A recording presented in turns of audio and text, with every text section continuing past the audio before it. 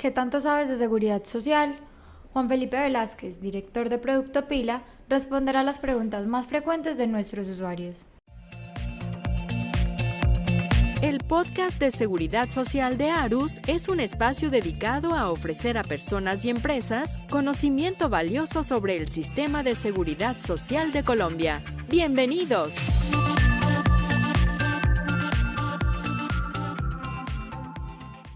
¿Qué es el IBC? María, el IBC es el valor total de los ingresos que tiene una persona durante un periodo de cotización.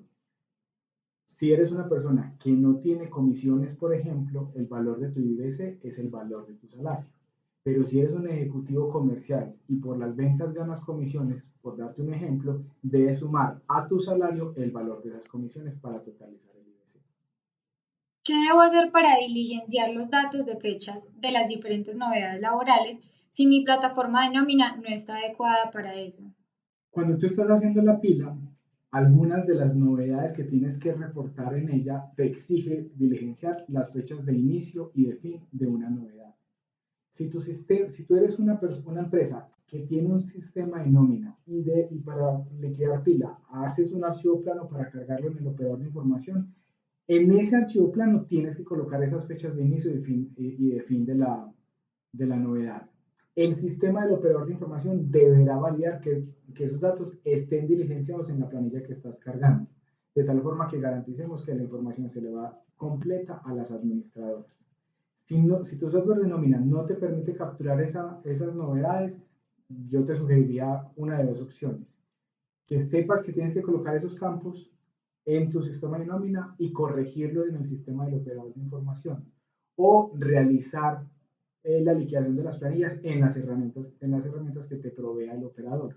Si quieres hacer esa planilla en línea, ingresas la información de los empleados en donde en un punto de la transacción te va a solicitar el reporte de esas novedades. Listo. Cuéntame un poquito cuáles son los tipos de planilla más comunes y más usados frecuentemente por los usuarios. María, típicamente yo diría que hay tres tipos de planillas que son las más comúnmente utilizadas, o cuatro tipos de planillas que son las más comúnmente utilizadas. Si yo soy un aportante independiente, o sea, yo como persona natural quiero hacer aportes a seguridad social, puedo hacer uso básicamente de dos tipos de planillas. La planilla I, que es en donde pago mis aportes a seguridad social. Puedo estar haciendo una planilla S, que es para el pago de servicio doméstico, que es una empleada a cargo mío. O puedo también, si soy un empresario independiente, hacer uso de una planilla que es la planilla tipo E, en donde reporto cuáles son las personas que trabajan para mí. Eso sí, soy un independiente. Adicionalmente, podrá utilizar unas planillas de corrección, unas planillas cuando son requeridos por una entidad de control que se llama la UGPP y tiene unos tipos de planillas particulares, pero son menos utilizadas. En nuestro sitio web, el cliente podrá encontrar cuáles son el tipo de planillas que un independiente puede utilizar. Si soy una empresa, típicamente lo que utilizo es una planilla E, en donde de nuevo reporto la relación de cuáles son los empleados que tengo a cargo. Sin embargo, por las tipologías de las empresas, porque tienen un volumen de empleados más grande, porque incluso contratan a terceros para que les presten servicios, etcétera, tienen a disposición o frecuentemente usan otros tipos de planillas. Una, por ejemplo, es la planilla Y, en donde si la empresa fuera responsable de hacer algunos pagos de seguridad social para sus contratistas, por ejemplo, contratistas que tienen tipos de riesgos laborales en actividades de alto riesgo, tendrán que pagar los aportes a riesgos de esos contratistas. Estoy hablando de riesgos 4 y 5. Es una planilla que típicamente pueden estar utilizando las empresas. Hay planillas de corrección, porque a mayor volumen de empleados que yo tenga, más fácil es equivocarme. El sistema te entrega la posibilidad de tener una planilla en donde hace las correcciones de pagos que ya hubiera realizado en periodos anteriores. Te puede estar puedes estar utilizando una planilla que se llama planilla J, que es para realizar el pago a los que te obliga una sentencia judicial. En fin, hay un número muy alto de planillas, cada una con un uso específico, o para pagar el empleado, o para pagar unas correcciones, o para pagar unas obligaciones adicionales, unos tipos de cotizantes que tienen unas excepciones de pagos de algunos subsistemas. Cada una tiene su particularidad. Lo que les recomiendo es que vayan al sitio web de Arus, encuentren una guía que hay de cuáles son los tipos de planillas que están disponibles en el sistema y para qué sirve cada uno. Tengo entendido que la planilla de correcciones es la planilla tipo N. Sí. Si estoy... Así es. Bueno, ¿y cómo debería yo diligenciar este tipo de planilla, digamos, para pagar los aportes que tengo en mora? La planilla N es una planilla que hay que manejar con muchísimo cuidado porque es una planilla en donde yo le digo al sistema, me equivoqué y quiero hacer una corrección. El sistema tiene que saber cuál fue la equivocación que cometiste o cuál fue el valor que pagaste inicialmente y para eso se diligencia algo que se llama la línea A, en donde el usuario reporta los datos del pago que realizó de manera equivocada. Y luego debe diligenciar una planilla C, es en donde reporta el valor correcto para poder estimar o para poder reportar la corrección en la planilla N. Listo. Bueno, ¿y qué hago cuando de pronto el operador de información reporta una inconsistencia al momento de subir la planilla electrónica? Digamos que esa es la garantía que debe ofrecerte el operador de información. Como operadores no debemos permitir que tú te equivoques al momento de pagar la pila. Y eso lo hacemos porque tenemos una malla de validación conforme a las definiciones de la norma que evitan que nos equivoquemos en el pago de seguridad social. Cuando el operador te indique que tienes un error, es prudente, lo que se tiene que hacer es verificar cuál es el error que te está reportando el operador de información para corregirlo. Hay unos tipos de errores que pueden ser autocorregidos con base en información de referencia que tiene el operador de información. Por ejemplo, si yo estoy reportando para María una EPS que no corresponde con la EPS que el Ministerio de Salud me está reportando a mi operador de información, yo debo generar la corrección automática de esa EPS para que la planilla quede correcta. Y el operador te informa que hizo ese cambio. Entonces, el sistema tiene la opción de generar autocorrecciones con base en información que obtenemos de algo que se llaman bases de datos de referencia o que cumplan con definiciones de algunas reglas de negocio, cálculos y demás. Otra información que debe ser corregida por el aportante o verificada por el aportante. Supongamos que en una planilla el sistema me está diciendo, mira, el nombre para este número de identificación no es el que yo tengo en una base de datos de referencia.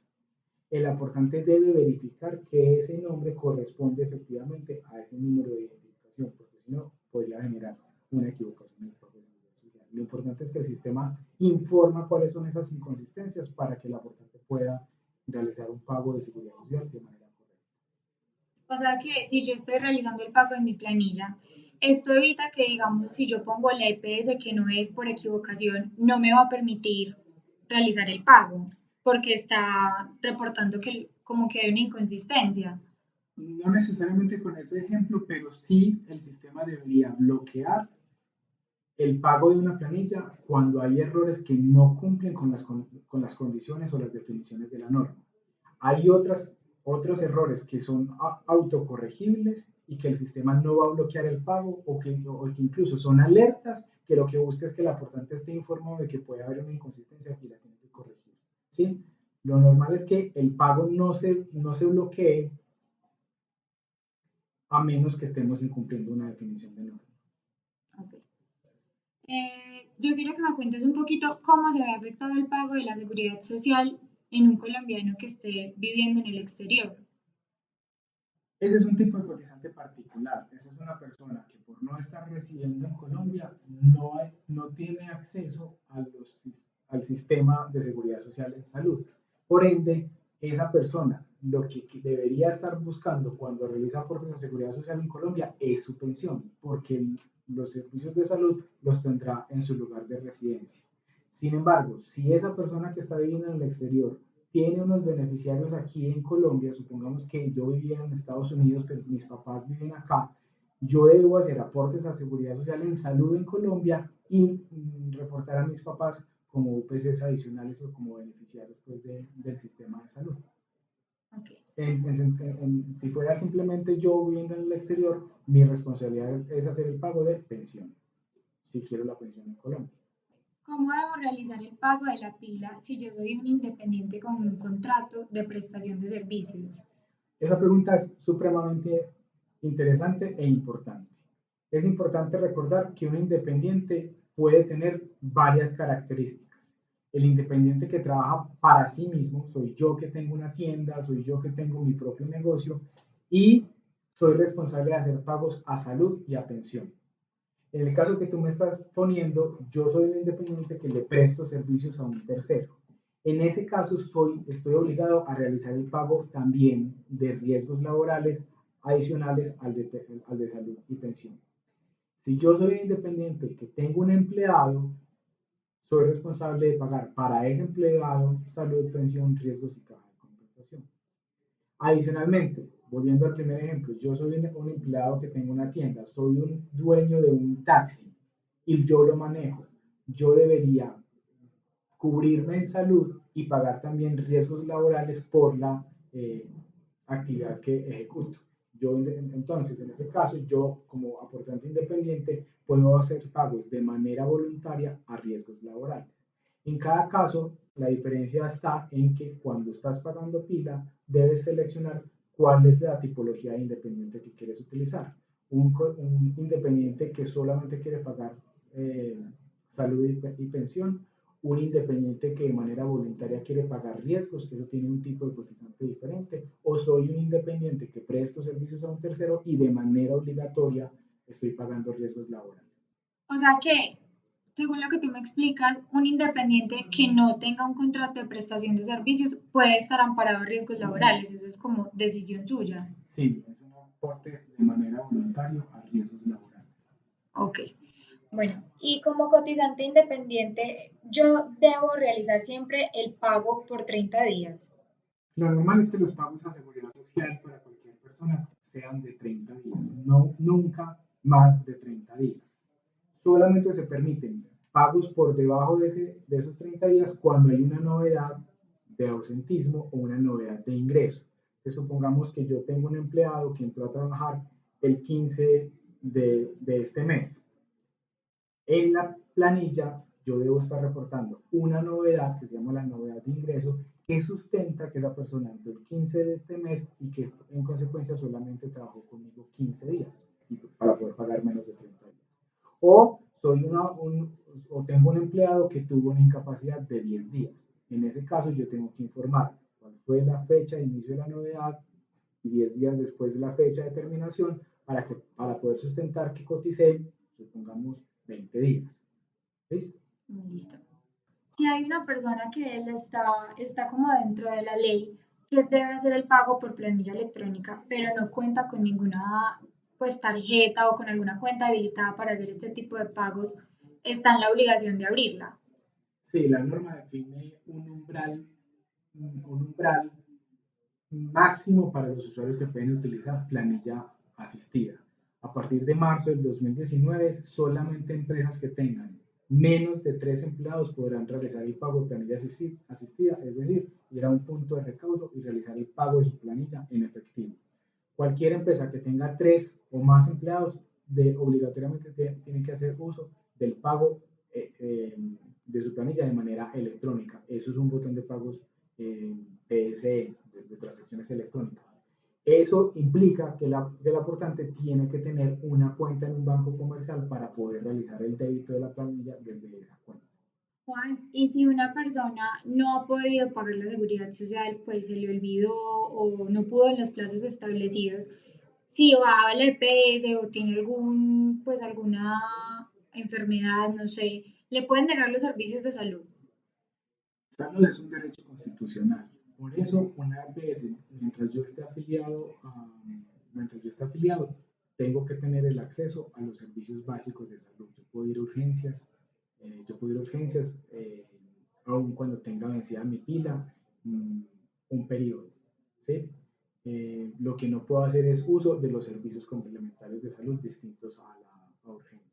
Esto, lo ideal es que no nos pase. Lo importante es que el aportante, llámese una empresa o un independiente, esté realizando de manera juiciosa, oportuna y continua sus aportes a seguridad social para disfrutar de toda la seguridad que da el sistema. No solamente es salud para tener el acceso al servicio de manera permanente con el alcance completo del servicio, es también ir haciendo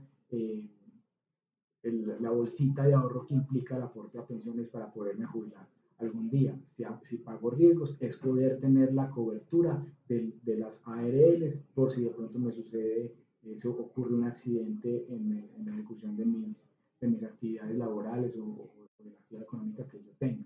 Es poder acceder, por ejemplo, a los beneficios, a los servicios que ofrecen las cajas de compensación. Si yo estoy afiliado a caja de compensación, tengo acceso a recreación, no solamente a recreación, a créditos, a salud, a educación, a beneficios que las cajas colocan a disposición de sus empleados.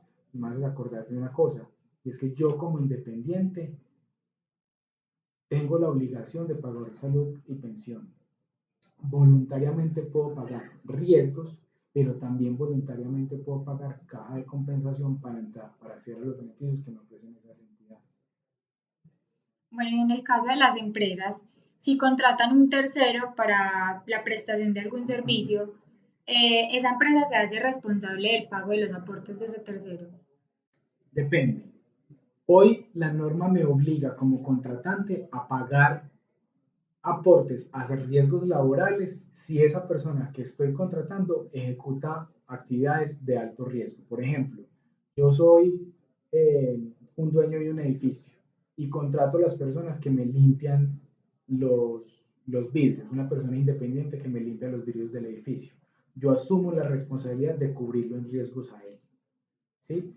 Si quien me está proveyendo el servicio es una empresa especializada en hacer limpieza de vidrios, esos empleados son de esa empresa y ella deberá estar haciendo el pago de sus aportes a salud, pensión, riesgos y caja como empleados de esa empresa contratante. Pero especialmente si se trata de una contratista independiente y él me está prestando a mí servicios de alto riesgo, yo debo pagarle los aportes a riesgos laborales. Hay un proyecto, hay una norma que indica que a partir de junio del 2019, cuando yo contrate a un independiente, a un contratista por prestación de servicios, debería hacer la retención de los aportes a seguridad social del valor que le vaya a pagar por los servicios que me esté prestando. Eso, el independiente, ¿te acuerdas que ahorita el aportante, te acuerdas que ahorita te estaba contando que una empresa puede utilizar una planilla que se llama tipo Y? En esa planilla, yo contratante deberé reportar los pagos a seguridad social de esas personas que he contratado por prestación de servicios para pagar salud, pensión, riesgos y caja, ¿sí? O salud, pensión y riesgos. Es importante, pero es importante tenerlo en cuenta para que no se nos vaya a olvidar y no corramos riesgos porque nos volvemos solidariamente responsables de lo que le pase a un tercero en las instalaciones de mi empresa. Bueno, y finalmente la última pregunta es, ¿puedo generar novedad de variación salarial temporal y permanente al mismo tiempo? Sí, primero expliquemos qué significa eso. Yo, cuando a mí me pagan pila, cuando yo voy como empleado en una planilla de seguridad social, en esa planilla dicen cuál es mi salario, cuál es mi salario. Ese salario más las variaciones del salario que te explicaba ahorita, si tengo una comisión o algo adicional, se suman para conformar el IBC. Supongamos que a mí me ascienden en mi empresa y ya me estoy ganando un dinero adicional. Yo antes me ganaba un salario mínimo y ahora me estoy ganando 2 millones de pesos por decir cualquier cosa. ¿Sí? En ese caso, se tiene que reportar en pila una variación permanente de salario que indique que estoy pasando desde el salario mínimo a 2 millones de pesos. Pero adicionalmente, en ese mismo periodo me estoy ganando una comisión por una venta que hice de cualquier producto. Y me gané la comisión, entonces me gané 200.000 pesos de comisión. Esos 200.000 pesos se tienen que sumar al IBC como una novedad de variación de salario transitorio para poder sustentar porque tengo un mayor ingreso que el que tenía el mes inmediatamente anterior.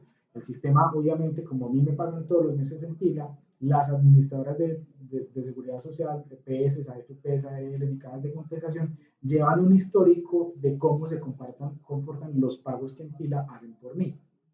¿Sí? Y entonces cualquier novedad, cualquier diferencia que noten ellas en el comportamiento de pagos que hacen por una persona, generan ellas inquietudes que hay que sustentar a través de las novedades, cualquiera sea. En este caso que tú me estás preguntando, son las variaciones de salario. Pero si yo, por ejemplo, mi empresa viene pagándome a mí normalmente en su planilla y de un momento a otro deja de pagarme, la EPS o la ERL o la AFP lo que va a preguntar es por qué ya no están pagando a Juan. Lo que tiene que sustentar mi empresa es que tiene una novedad de retiro o que tiene una novedad de ausentismo que no permite el pago de seguridad social para el periodo que está reportando. Es importantísimo el reporte de las novedades. Bueno, Juan, muchas gracias por dedicarle este tiempo a responder las preguntas de nuestros usuarios. A ti por invitarme. Para ampliar tu experiencia o resolver dudas, sigue Arus Pila en Instagram y Facebook. No olvides suscribirte.